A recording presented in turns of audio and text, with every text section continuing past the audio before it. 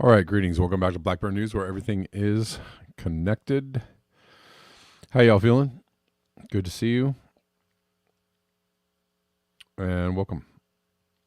All right, we're gonna jump right in because time is short. Hello, people of Rockfin. Hello, people of YouTube, and people of Callin. We're live on all those platforms. And before we get into it, here is a good place to support the channel. Oh, if you're watching the show, please like the video or something like that, right? Like the video up. Let me know you're here. As many people who are watching should be liking the video.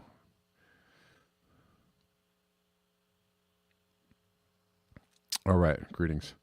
Okay, so let's get into it. This is from Max Wilbert. You know who Max Wilbert is.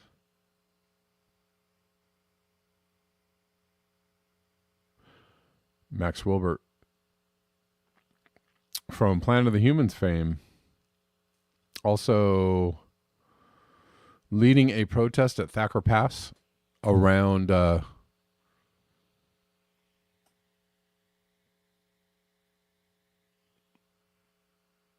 Mike died. You sure about that? Can everybody hear me? Hold on. Let me make sure.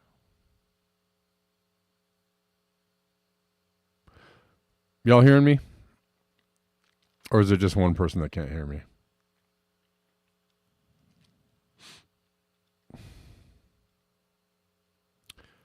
Okay. All right. So, G. Demarest, apologies, but I think it's something on your end. All right. Anyways, Max Wilbert, he was one of the creators of Planet of the Humans. He's leading a lithium mining protest at Thacker Pass.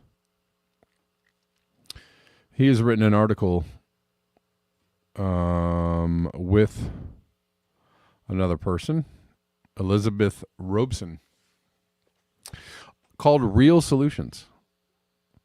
And I just want to read this article. I think it's good.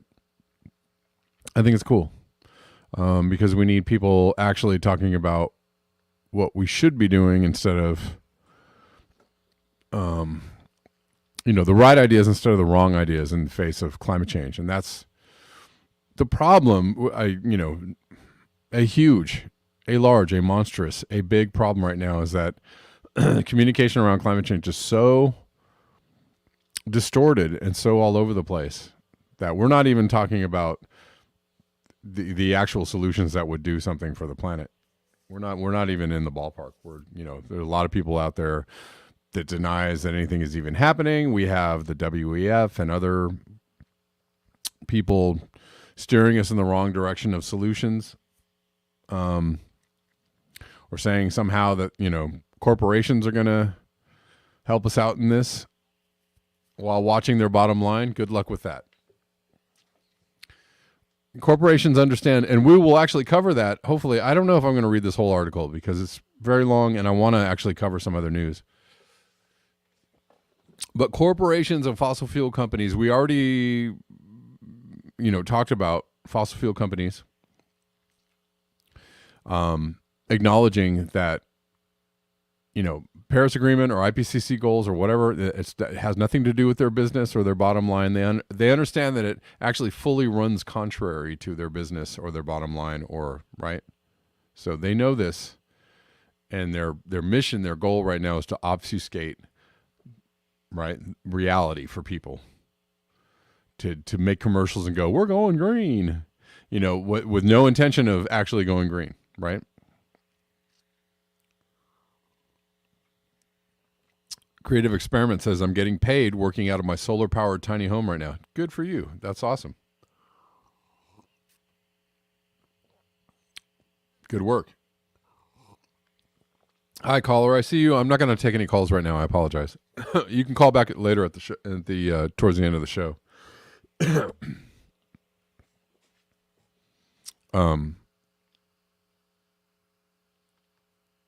We'll see if this caller is still listening. He probably isn't listening. He is not listening. So I think he was on some nonsense. All right. Anyways, a lot of people out there, proposing bad solutions to a real problem. The problem is real. We know the problem is real because everybody can see it. On some level, everybody can see it and acknowledge it. Even the deniers totally can see it and acknowledge it on some level, but they're working double time, overtime to deny that something is going on because they really don't want to come to grips. All right. Anyways, real solutions. If electric cars won't save the planet, what will?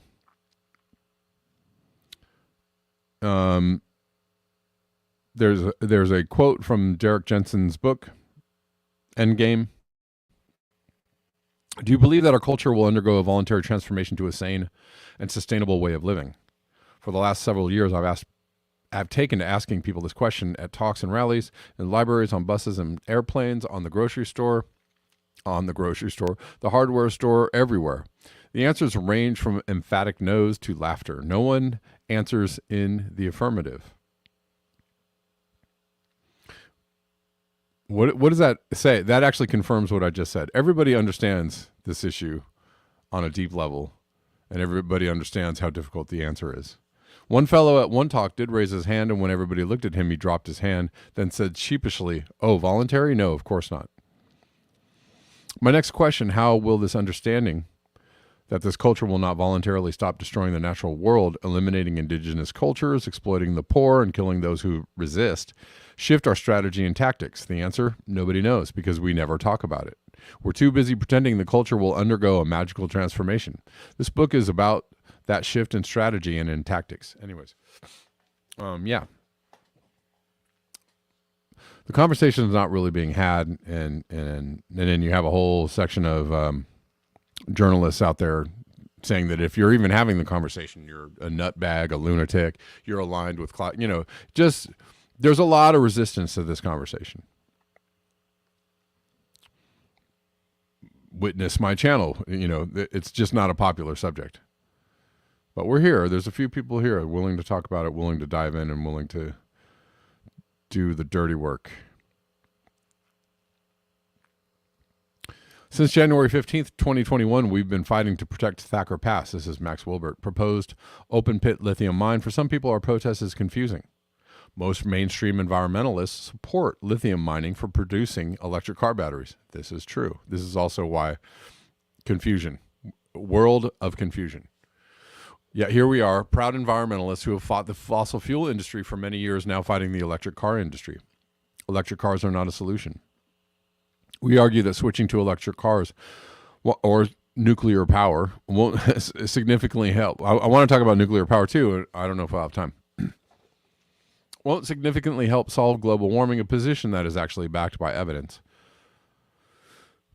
Mining lithium and other materials used in electric cars destroys sensitive wildlife habitat, releases toxic pollution, bulldozes Native American sacred sites, and pumps out quite a lot of greenhouse gases. Electric cars provide the illusion that we're making progress, and not coincidentally, they make car manufacturers a lot of money. Tesla's Elon Musk is the richest man in the world. Electric car manufacturers and the mining companies providing their raw materials are quite happy for the public to remain ignorant of what's required to make their products. The idea that buying an electric car will save the planet is called greenwashing. False advertising persuasion by eco-propaganda that whitewashes the true ecological harm caused by the product or process.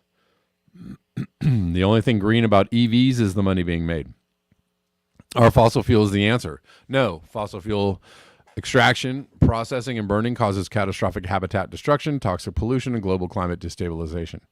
Look at the legacy of oil drilling in Nigeria, at the BP oil spill in the Gulf of Mexico, at the toxicity caused by the fracking industry, or at the ecocide of the mountaintop removal coal mining. Continuing to burn fossil fuels is unacceptable. As grassroots activists, we've spent years fighting oil pipelines and blockading coal trains to stop the destruction caused by drilling and burning fossil fuels. And we're not funded by the fossil fuel industry. Every dollar we've raised comes from donations from regular people who are fed up with the greenwashing lies. The problem is that mining lithium, cobalt, and silicon and many other metals and minerals required to build EVs, their batteries, and other clean technologies is just as bad for the planet as fossil fuels are. There isn't much difference between an open pit coal mine and an open pit lithium mine. Both destroy habitat, both poison water, and both release massive quantities of greenhouse gases. So, what's the solution? One of the most common questions we're asked is, if electric cars aren't the answer, what is your solution? True sustainability is not nearly as simple and easy as buying different products, like electric cars and putting up solar panels and wind turbines. A truly sustainable life doesn't mean swapping out gas for lithium-ion batteries. The state of the planet is dire, from melting ice caps to expanding deserts, from clear-cut logging to soil erosion, from the collapse of ocean fish populations to rising temperatures. Our planet is already deep into the sixth mass extinction crisis. Reversing these trends will mean transforming our entire society from top to bottom. It will entail changing the foundation of our economy, our communities, our work, our political struggles, and beyond. This is daunting, and it is also our only hope. But this is still vague. What exactly does this transformation look like? What is our solution? What is sustainability? In the broadest sense, sustainability refers to the ability to maintain or support a process continuously over time. Hopefully it is clear to everyone reading this that the societies we live in are not sustainable in the sense of being able to be maintained continuously over time.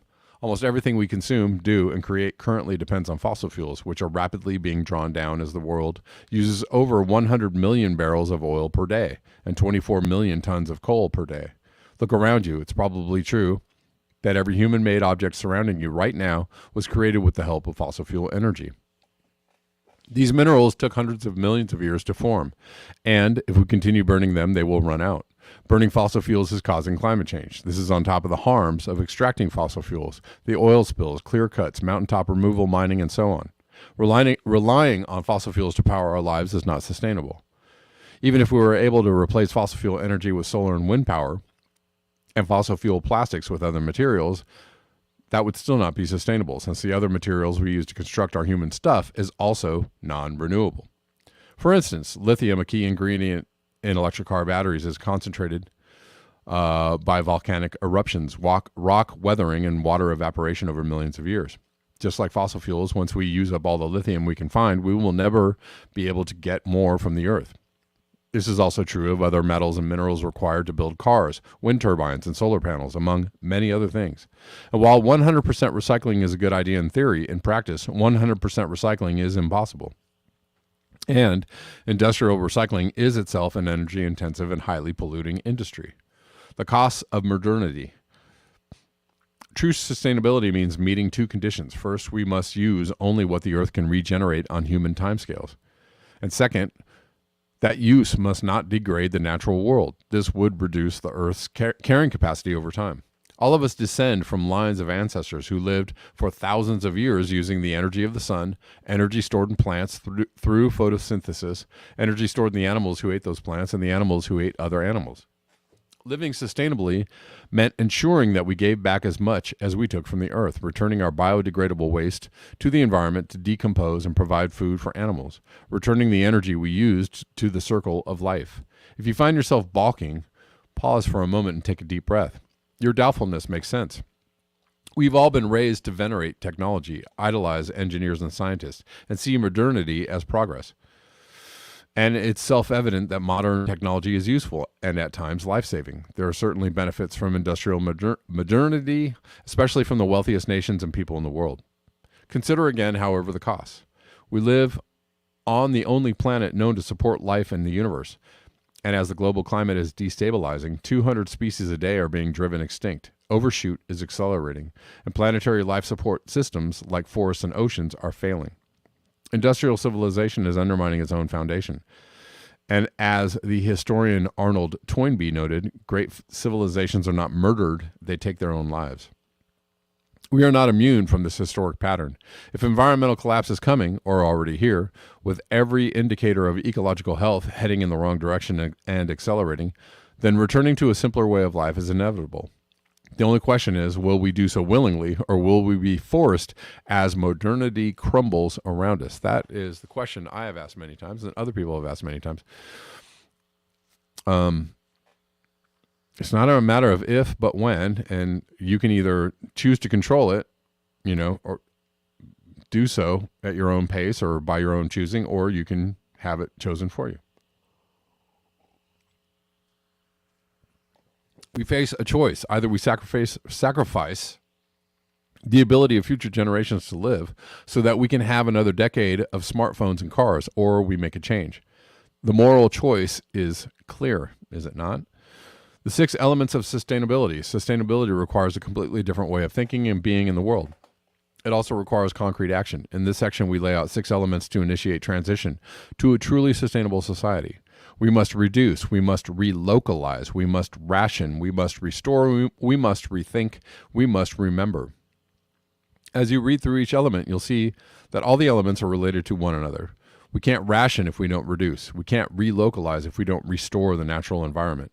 And we can't do any of this if we don't rethink our way of being in the world. Remember our connections to and dependency upon nature and make revolutionary, not just incremental change. These are mutually supporting efforts that entail fundamental shifts in the goals we pursue in our culture and economy. Achieving them will require far-reaching political vision and leadership, some level of global cooperation, and an emergency mobilization of all society. Hold on, I'm going to take a break just for a second.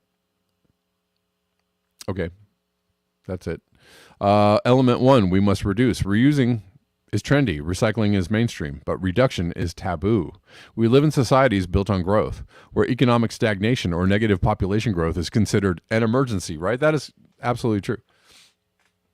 How many articles have I read where they're, oh my God, we're not replacing our population fast enough. This is bad for business. It's bad for business. It's bad for the bottom line.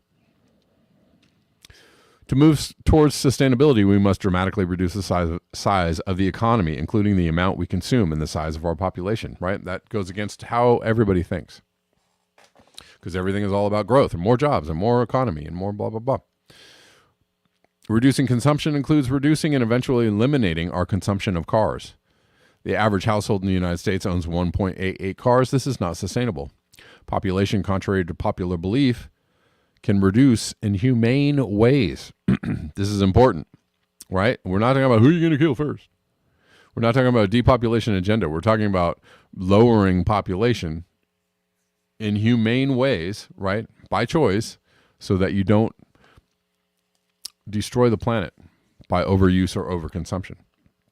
So you don't stress the boundaries of the planet. It begins with making culturally appropriate family planning, sex education, and birth control widely available. It also requires reproductive freedom for women. Such programs have been proven effective to reduce birth rates to below replacement level, 2.1 children per woman, which means populations will go down.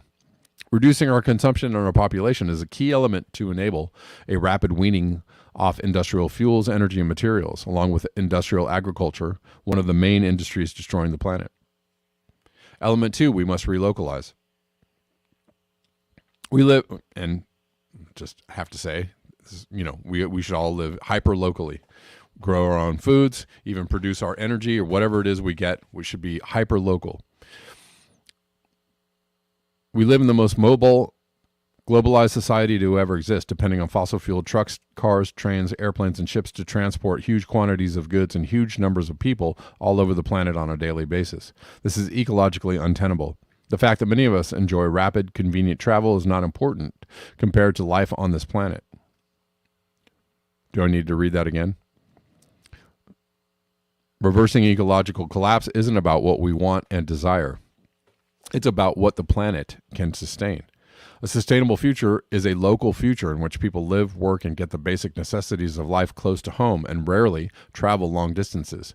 The locavore movement has proposed the idea of a 100-mile diet to combat an unsustainable food system. The same concept should be adapted to travel. Producing and powering automobiles is incredibly destructive to nature, and so a sustainable world means we must retire all cars and stop producing new ones. That is incredibly simple and a very simple thing to do, right? You can do that tomorrow. The president or whoever can nationalize the auto industry and just say, that's it. We're done. Today is the day. Sorry. I know. It sounds crazy.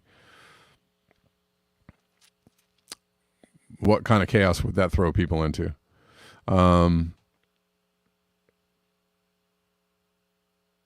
If we try to completely replace cars with public transportation, attempting to allow the kind of freedom of travel we currently enjoy, we're just going to create new problems to replace the old problems. Some public transportation will help in the transition to a world in which we all travel less, but the reality is we're all going to have to learn how to travel less.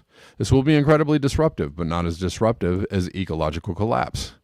And there are benefits. In the future, we'll walk and bike more, which means we'll work close to where we live. And we'll probably be healthier. We'll need to depend more on our local communities to carpool or share with a car with a neighborhood during a transition period. We'll need to get to know the people we live next door to a whole lot better. Right, and that is also something that I've suggested. Right, if we live hyper locally, we every community kind of produces food and energy for itself, and maybe there's one or two cars, maybe a truck and a car, and people just borrow the car. It's just not really that hard. We won't move as often, and we'll probably live closer to our friends and families, so we don't have to travel so far to see them. Relocalizing also means relocalizing what we consume, including food, clothes, what we use to build our homes, and the stuff we put in them, medical care, and more. Currently, our society relies on global shipping network of ships, trains, and trucks to deliver the things we use. This global shipping network cannot exist in a truly sustainable society. Therefore, we must learn how to live using only what we can get from our local areas. Initially, the local area may be the entire country, then perhaps the state we live in, and then finally our local community. We must be careful in the process of relocalizing, because without simultaneously reducing population and consumption, this process could quickly destroy the environments around our local communities. It is critical that we prioritize what is most important: food, water, shelter, basic medical care, as we relocalize our communities and minimize our use of all material goods that are not absolutely essential. I think they talk a little bit about this further down, but relocalizing means actually not necessarily staying where you're at, right? 8 million people, or however many people live in Los Angeles. Los Angeles only exists because we have this huge aqueduct system. So this is an unnatural state of being, so we need to end that immediately. So that would mean relocalizing in a sustainable way would be 6 million people got to go somewhere else. I'm not saying got to go who are you going to kill first? I mean got to go somewhere else. You're going to have to relocate somewhere where you can actually, there's enough water to support everybody. There's enough land where people can grow food. You know what I'm saying? Can a certain number of people live in Los Angeles without an aqueduct? Sure.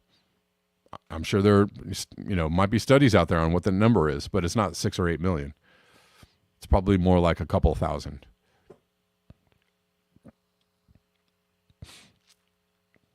Anyways, confronting ecological reality. And that actually goes for most cities. Actually, most cities will have to go. So this is the opposite of smart cities or everybody living all piled on top of each other. This is the opposite of that. Everybody's got to spread out. Get out of the city, get out of that urban concrete death trap, and get somewhere where you can live sustainably. Element 3, we must ration. Confronting ecological reality means confronting scarcity. When we stop making new cars and begin gradually eliminating fossil fuels, the wealthy and powerful may seek to hoard resources. Let's be real, they're already doing it. This results in violence and suffering and will exacerbate shortages already occurring due to overshoot and ecological collapse. Faced with this predicament, the moral approach is to ration what is left. That means, sorry, rich people, you're going to be taking your stuff. Yep, sounds pretty communist. Rationing must, of course, be accompanied by a dramatic reduction in the consumption of energy as well as material goods. A reasonable starting goal here, depending on the level of consumption in a given region, would be to rapidly reduce energy and material consumption by half, then aim for 90% or more. Rationing should be implemented in fair ways and will require guardrails and procedures. For example, food, medical care, and other basic needs should be prioritized over shopping malls, consumer goods, entertainment, and so on. People should continue having fun, of course, but not in ways that are wasteful of energy and materials. This rationing should also be implemented fairly and equitably on an international level. People in the U.S. and Europe, for example, should not be rationed an allotment of cobalt mined from slave labor in the Democratic Republic of Congo. Nor should Congolese be rationed an allotment of salmon exported from the Pacific Rim. Rationing will feel more dramatic in the wealthiest nations because we use way too much stuff. In poorer countries, rationing will not be as dramatic. We don't subscribe to the colonial assertion that all countries should aim for a low-energy European lifestyle, as is a common refrain in some degrowth communities. A low-energy European lifestyle is grossly unsustainable when compared to land-based peoples, the only sustainable societies on Earth. And that is a very important point. Again, we are still stuck in this paradigm of exporting the Western way of living to the rest of the planet. That is just not ever going to work. Sorry. And I know a lot of people who live in those developing countries, right, are going to go, what are you talking about? Or people that think that that's an unfair assessment is, I'm sorry, but it's just math is math and physics is physics. The reason why countries who are undeveloped are more sustainable is because they don't overuse resources, because they are, what's the word? Poor. And I know this is a weird, that word never really comes into this article, but we have to embrace the idea of being much poorer than we are now. And I know that sounds weird. It just goes the opposite of how people think and how they actually understand the world. But poor doesn't necessarily have to mean like starving, or it doesn't have to be a bad thing. Just without money, or without access to the money and all the goods and the consumer goods. Maybe we can define it another way. I don't know. Element 4. We must restore. As we implement reduction, relocalizing, and rationing, we must simultaneously take action to protect forests, rivers, prairies, and other wild lands from development, logging, mining, and other destructive activities. As much as possible must be preserved. To be effective, this will require a dramatic shift in economic structures. For example, jobs in extractive industries must be temporarily replaced with jobs in restoration. Removing dams, tearing up concrete, dismantling malls, vast parking lots, earthworks to reduce erosion and tear apart those aqueducts. Don't need them. Don't use them. Tear apart those dams, right? Those are all destroying the environment. Waterworks to increase soil health and restore aquifers and so on. And also the aqueducts are destroying the areas in which the water is coming from. All right. As we reduce consumption of everything in the economy as we know it will no longer exist. Going to the grocery store to get food that arrives there from all over the country and the world will no longer be an option. The food we eat will need to come from local sources, which means restoring habitat, soils, and watersheds. Surviving as part of nature rather than by dominating nature will not be an option without healthy, flourishing natural communities.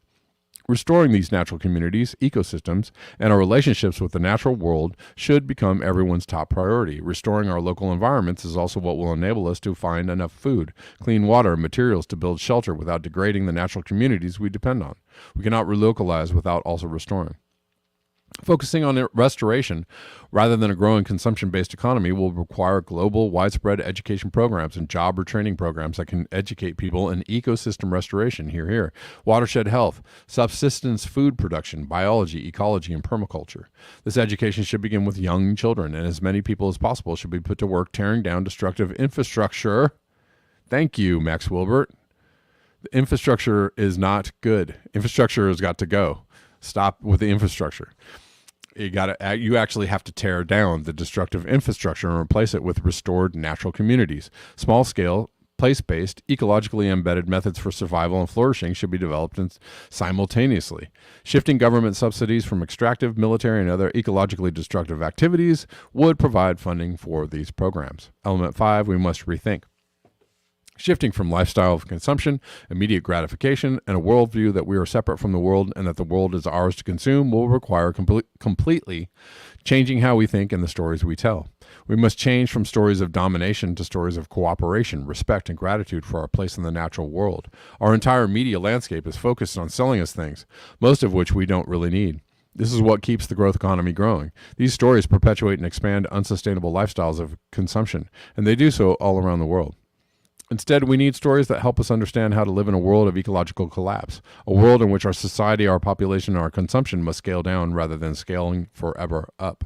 We need stories that are local, that teach us how to live in the place that we are now, and how to deal with the challenges we all will face as we shift in our way of being in the world. And we need culture, education, music, poetry, and other traditions that support that shift. Element 6, we must remember. Carl Benz was the first person to sell cars between 1888 and 1893. He sold 25 Benz gas-powered vehicles or horseless carriages to customers. The Motorwagen, as it was called, had a 1-liter single-cylinder engine with 2/3 of 1 horsepower. By 1899, Benz was the largest car company in the world, selling 572 cars. Many of you probably have great-grandparents or great-great-grandparents who were born before 1899. It's likely none of them owned a car, and yet it is unthinkable for most people in the United States to imagine life without a car, without being able to get on a plane or a train or a bus. In little more than 130 years, we've completely transformed our society from one in which most people walked everywhere to one in which most people own a car and drive wherever they want. 3 generations, a blink of an eye, in compared to the 300,000 years or so humans have been on this earth, is all it took to forget what it's like to get around without a motor. We can remember. If your grandparents or great-grandparents are still alive, ask them what it was like before most people owned a car. Ask them what it was like before we had plastic, when most things people purchased were made to last a lifetime. This is just the beginning of remembering required to change our stories. We must remember that before industrial civilization, before we forgot that we aren't at the top of some imagined hierarchy, allowed to take whatever we want from the world without giving anything back, humans lived in cooperation with the rest of the natural world, and the stories our ancestors told each other reflected that. These are the stories we must remember. Facing reality, if all of this sounds like a fantasy to you, we feel the same way. The massive transformation we've outlined in these elements is incredibly unlikely to happen at the speed and scale necessary to halt the ongoing ecological crisis. There is simply too much inertia and power behind endless growth. This makes it likely we are facing the collapse of civilization in the coming years and decades. In fact, the gradual unraveling has begun. Everything is heading in the wrong direction. Population growth and consumption goes up, so economic growth goes up, so development goes up, so extraction goes up, so pollution goes up, and so habitat and species loss goes up. These trends have been described by the International Biosphere Program as the Great Acceleration, and you may be familiar with the graphic, the IGBP published in 2015, illustrating skyrocketing trends across 24 socioeconomic and Earth system categories. Y'all can probably see that here.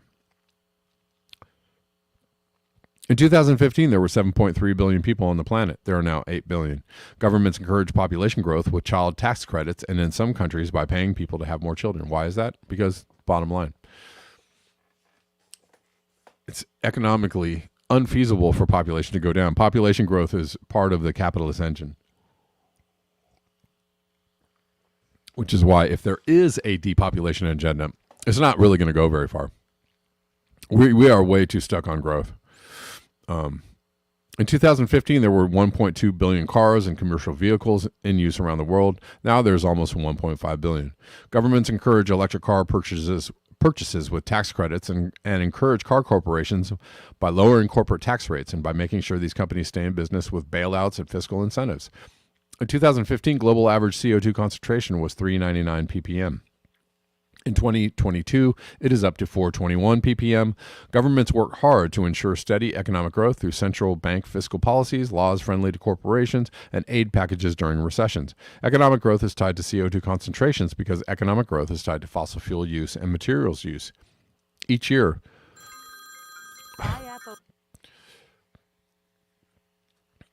we get further away from sustainability.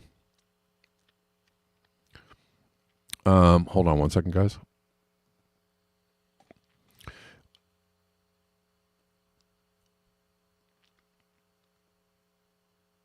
Jesus, hold on. I got lost there.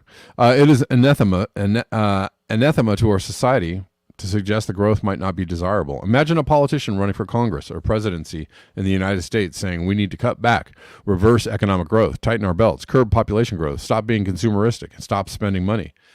Or spend less money. Do you think the politician would be successful in getting elected? No, we don't either. Nonetheless, we expect this to become a pillar of independent political parties in the future and gradually become more mainstream. It will and it must. Instead of understanding ourselves as animals completely dependent on habitat for our lives, modern society teaches us to see ourselves as consumers. The stories we are told by corporations and the stories we tell each other are that growth is good, and we get there by consuming more. And so we are encouraged every day by our governments, by corporations, even by peer groups to believe that we can buy our way out of the crisis we face. If we just buy an electric vehicle or buy our electricity from Community Solar Project or buy a pair of jeans from a company that has pledged to build a sustainable supply chain, then everything will be okay. We all know this is wrong. Once we begin to understand the scale and scope of the impacts of industrial culture, It quickly becomes obvious that we can't buy our way out of this predicament, and that incremental change will never be enough. We must face the reality. The revolutionary moment, ecological collapse is already well underway, and social collapse is not far behind. So what do? Albert Einstein said, we cannot solve our problems with the same thinking we used when we created them. We need completely different ways of thinking, completely different ways of living in the world, and completely different stories. And we need concrete change to the institutions and political structures of our world. In short, we need revolutionary change. Revolutionary means involving or causing a complete or dramatic change. When you hear the word revolutionary, you might immediately wonder, does that mean I need to help overthrow the government? Because maybe I'm not up for that. Revolutionary change means changing everything from where we get our food to how we build our homes to how we get around to, yes, creating different kinds of government. In these revolutionary times, revolutionary responses are justified, especially since many powerful people and institutions are prepared to lie, cheat, and fight to defend the old status quo. Radical changes are coming, whether we want them or not. We are entering a revolutionary moment where the the fundamental conflict between civilization and ecology is coming to a head. We are already seeing increased environmental radicalism and an associated authoritarian backlash. We believe in observing these truths and acting upon them rather than trying to deny reality. In this moment, we believe that means acting to steer the future towards the most just, humane outcomes. It's time to gather our courage. We are not alone. We are not alone in facing the ecological crisis, and we will not be alone if we work together on the solution. To reiterate what we said earlier, it will take all of us, all our different passions and skills, and whatever each individual has to offer. We will each play a part and do what we can together. Top 15 actions to begin moving towards a truly sustainable society. Governments must stop subsidizing all environmentally and socially destructive activities and shift those subsidies to activities that restore biotic communities and that promote local self-sufficiency. Governments must ensure reproductive freedom and full political, economic, and sexual liberty for women around the world. Immediately and permanently halt all extractive and destructive activities, mining, fracking, mountaintop removal, tar sands production, nuclear power, and offshore drilling chief among them. This includes halting manufacture and production of all cars. Immediately and completely protect all remaining native forests, prairies, and wetlands. Restore all damaged lands and restore soil. Confiscate land from those who do not do this. Immediately halt all activities and draw down aquifers. All activities that draw down aquifers, Restore all polluted and compromised rivers, including halting all dam construction and removing all existing dams. Immediately begin phasing out monocrop agriculture. Charge government with increasing the number and range of threatened and endangered wildlife and the habitat they require. Government stop funding for new, large infrastructure and development projects, including new highways, dams, power projects, mines, etc. Hear, hear. Reduce carbon emissions by 20% per year over the next 5 years to prevent catastrophic climate change. Remember, during the initial COVID lockdown in 2020, global carbon emissions went down by something like 7%. So what would it take to do 20%? It'd actually be a deeper, not a lockdown, but just shutting down, shut it down, shut a lot of things down. In order to get to that point, you'd have to shut down. So those emissions were mostly from people not doing all the things that they were doing, but a lot of industries were still going. Shipping. There were still airlines were flying and things were still going. A lot of airlines were shut down too, but you'd have to do an even deeper cut for 20% a year. So just think on that. Begin to contract global economies while ensuring all have basic needs met. That's very important, right? Nobody's talking about starving anybody. That's a very huge misconception, I think, that people have about a degrowth platform, right? Or drawing down the global economy is that, people are intent on starving people. No, that's wrong. We have to draw it down while maintaining, compassion for people, right? And that people have food and they have access to food and water as much as we possibly can. And actually, in the system that we live in now, we do not supply people with all the necessary food and water. People are still starving. People are still homeless. People are without medical care. So it actually would be a change. It would be a positive direction to actually ensure that everybody has food and medical care and housing. Significantly reduce consumption of all but strictly necessary goods and services, punish environmental crimes commensurate with the harm caused to the public and the planet, close all U.S. military bases on foreign soil, and bring home all military personnel within 2 years. Reduce the military budget by 20% per year until it reaches 20% of its current size. Replace the Department of Defense with the Department of Peace. Despite the magnitude of the change that is required, local and regional efforts to begin the work described above will pay dividends regardless, mitigating some of the worst outcomes. By the way, all these things, if put out there publicly, would be very popular. You know, we've been talking about populism or MAGA communism or, you know, whatever new idea people have out there. But all of these policies would actually be extremely popular to all people, left and right. People will go, oh, that makes total sense. Yeah, that's completely logical. Yeah, let's do that. To save the planet? Sure. I mean, it sounds good to me. Why don't we do that? Right? Like, people would get on board really fast if you're like, we're doing this because of this and this is why, and everybody go, okay, sounds good. Makes sense. It would be less of a struggle if the communication were clear. One possible future. There's a lot to describe about long-term vision. We could write a book about such a vision. So we highlight just some of the things we see our solution unfolding. Some of the ways we see our solution unfolding if humanity could come together to make it happen. 50 years. Birth rates have fallen significantly, and the great decline in population has begun, reducing pressure on Earth's ecosystems. The most wasteful, least useful, most polluting industries, e.g. cruise ships, shopping malls, golf courses, chemical manufacturers, and I could go on, have been shut down for decades. All new fossil fuel extraction has ended, and a rationing program is in place. Fossil fuel use from the remaining stored reserves is prioritized for the most important uses: food, water, and emergency medical use, and total burn is less than 2% of peak levels. Material extraction has plummeted. Populations have migrated from suburbs, isolated rural homes, and urban centers alike to cluster in small, widely spaced villages where they repurpose materials from buildings tore down in areas that are being restored and engage in small-scale food production and craft industry. This is very important too. I like this because we already have enough stuff. We could shut down all production of most things today, right this second, and there would be no lack of materials out there for people to build whatever they need. And again, if you're going to tear down a lot of the infrastructure that's helping keep climate change going, or, you know, climate destruction going, we'll call it climate destruction, you would have plenty of material. There's plenty of stuff out there. You don't need more stuff. The foundation of new governmental structures based on direct democracy and representative assemblies has been laid. Militaries have been dramatically scaled down and restructured to focus on land restoration. In 100 years, human population is nearing 2 billion and steadily falling. As population has declined, most people have migrated from areas of extreme cold and heat to more temperate zones where less energy is required to stay warm and grow food. We all live hyper-local lives, living near relatives and friends for our entire lives, and spend most of the day restoring ecosystems, hunting and growing food, relaxing and building community.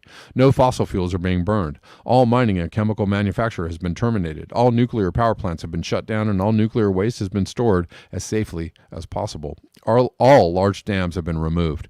Small electrical systems are maintained in a few regional locations for medical procedures. People rely on simple, time-tested technologies such as passive solar, perennial polycultures, and animal husbandry for basic needs. Government is becoming more local, but regional confederations and even global trade networks are maintained for diplomacy, a small amount of trade, and information sharing. In 500 years, human population is less than 100 million. Each year, there are more salmon that return to rivers than previous year. Each year, there are more songbirds than the previous year. Forests are beginning to grow old again, creating thriving habitats for plants and animals, and humans have begun to relearn how to exist as human mammals in the great web of life. Natural communities are well on their way to recovery, so food and cleaner water are once again abundant. Forever chemicals still pollute every square inch of the world and continue impacting our health, but over the coming millennia will gradually pose less of a problem for humans and the rest of the natural world as they become sequestered under layers of soil and rock. Children are no longer raised learning the names of corporations, but instead learn stories about the names of plants and animals, how to hunt and fish, which plants are edible and which are not, how to build shelters, and how to stay warm. The stories told around the fire at night describe the great rehumanizing of our species, our recovered relationships with the natural world, and the sacredness of all life on planet Earth. All right. I hope you all enjoyed that. It was a rather long reading, longer than I thought it was going to be. So that actually is not going to enable me to talk about any of the news stories today, because that pretty much is all my time.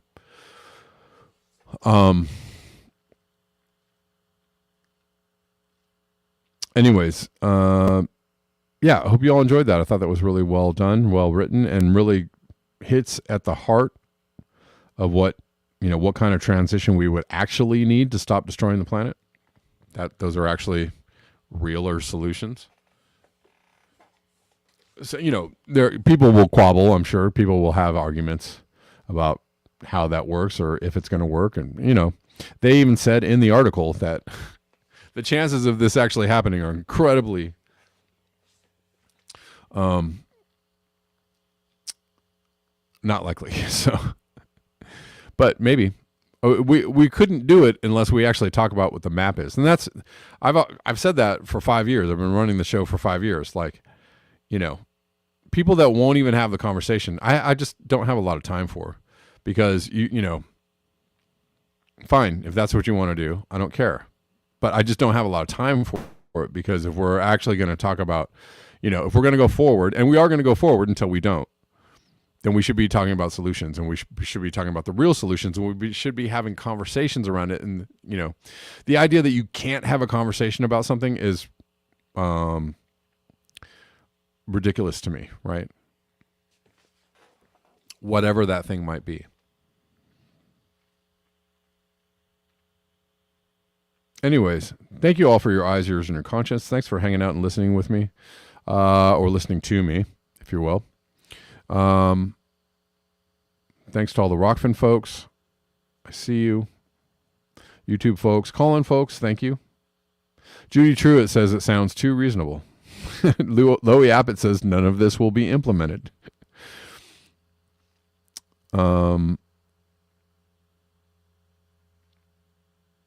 Any word says this all sounds like communism. It sure does. I don't know what to tell you. I don't know. Believe what you want until something tells you different, I guess. All right, guys. I'll see you all tomorrow at noon. That's 12 p.m. Pacific. And until next time, peace.